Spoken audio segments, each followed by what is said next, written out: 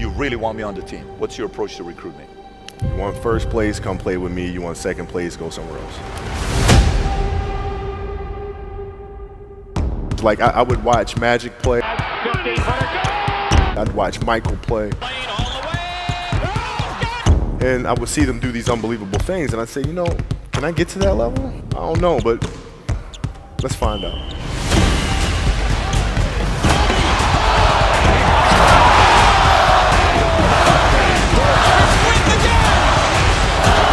That's why he's the best player in the game.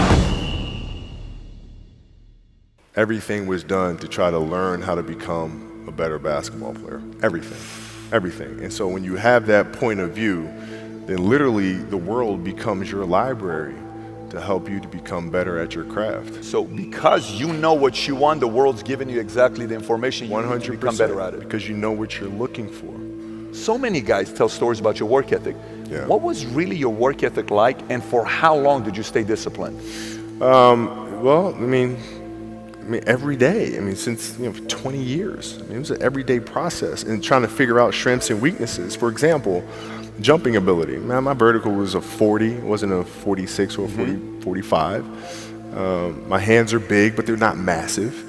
Right? So you got to figure out ways to strengthen them so your hands are strong enough to be able to palm a ball and do the things that you need to do. Quickness, I was quick, but not insanely quick. I was fast, but not ridiculously fast. Right? So I had to rely on skill a lot more. I had to rely on angles a lot more. I had to study the game a lot more. And but I enjoyed it though. So like from the time I can remember when I started watching the game, I studied the game and it just never changed. It's a good separation for me, emotionally, to be able to put myself in a place where at practice or when I'm training or during games, I switch my mind to something else. I switch my mode into something else, right? For me, it's the equivalent of Maximus Decimus Meridius in Gladiator picking up the dirt, smelling the dirt. It's go time, right? So that was my mental switch. It was like an actor getting ready for a film. You got to put yourself in that cage. When you're in that cage, you are that character. And then when you leave there, it's something completely different. But when I'm in that cage, bro, don't touch me, don't talk to me. Just leave me alone. How did you get mentally and emotionally so strong where it doesn't bother you? Well, you got to look at the reality of the situation. Like for me, it's not, you kind of got to get over yourself. Like, it's not about you, man. Like, okay, you feel embarrassed. You're not that important. Like, get over yourself. That's where you go. Get over yourself, right? Like you're worried about how people may perceive you and like you're walking around and it's embarrassing because you shot 5 air balls. Get over yourself. Right? And then after that, it's okay, well, why did those air balls happen? Got it. High school, year before, we played 35 games, max, right? Week in between, spaced out, plenty of time to rest. In the NBA, it's back to back to back to back to back to back to back. I didn't have the legs. So you look at the shot, every shot was online. Every shot was online, but every shot was short. Right? I got to get stronger. I got to train differently. The weight training program that I'm doing, I got to tailor it for an 82-game season so that when the playoffs come around, my legs are stronger and that ball gets there. So I look at it with rationale and say, okay, well, the reason why I shot air balls is because my legs aren't there. I go, well, next year they'll be there. That was it. Done. Were there some names that you looked at and says, these 3 guys are as crazy as I am? At the time, I deal with what I've referred to as Goat Mountain. I went to Goat Mountain and I talked to Magic, Michael, Bird, Hakeem Olajuwon, Jerry West, Oscar Robinson, Bill Russell. So I would talk to them. What did you do? What were your experiences? Michael in particular, he's become my big brother. He's been my big brother since I first came in the league. And what was that process like? So I went to them and started understanding the ins and outs of the game and how they approach things and their level of detail and obsessiveness, and that's what I did. The players that had that passion but weren't willing to commit their entire lives to doing that, right? It's a choice, right? You have other things. You have family. You have all these other things that you have to do. The game can't really be your number one priority.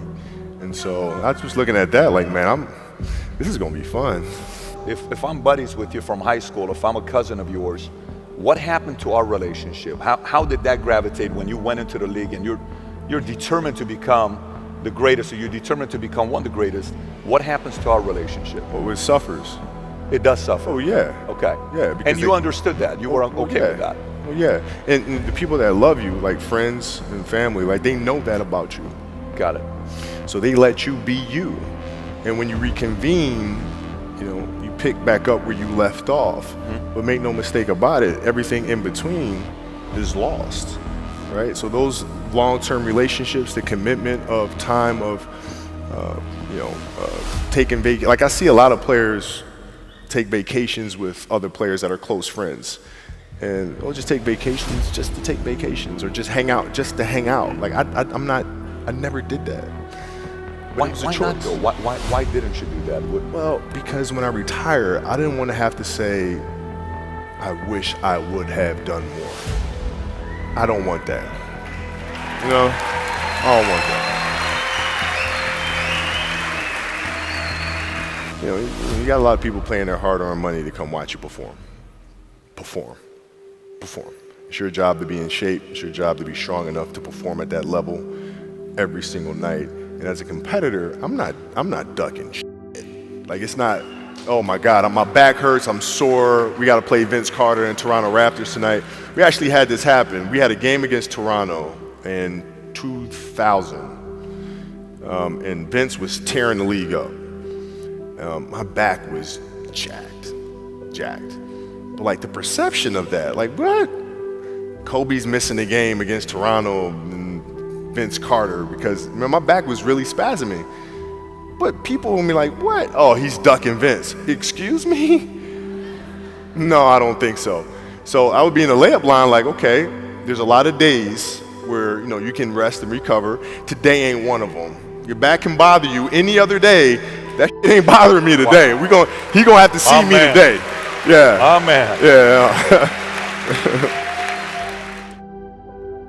If you're looking at a big investments you got to make, what is the decision-making process there? Do you call? Is there first you do your own research? You take this much time. You call an advisor. Is there a system you follow? It's pretty simple for me. It's do you understand the business?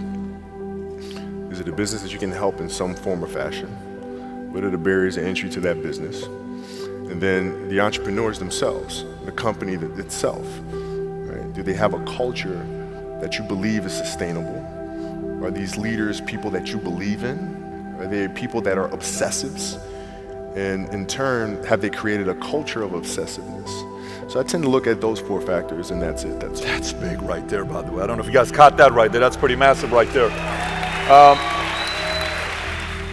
Same determination. What's your current work schedule look like today?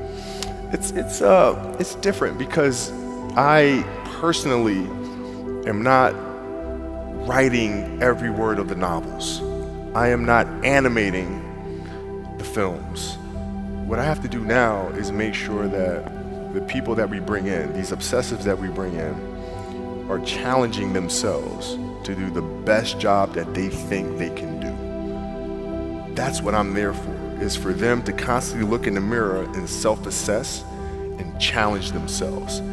If we have a project and you're saying, okay, I can do that, that's not the project we want. The projects that say, I don't know if I can animate that. I don't know how to write that story. I don't know how to do that. Those are the things we want, because through that curiosity, you'll reach a level that you didn't think was possible. And so running the studio, that's what I'm doing.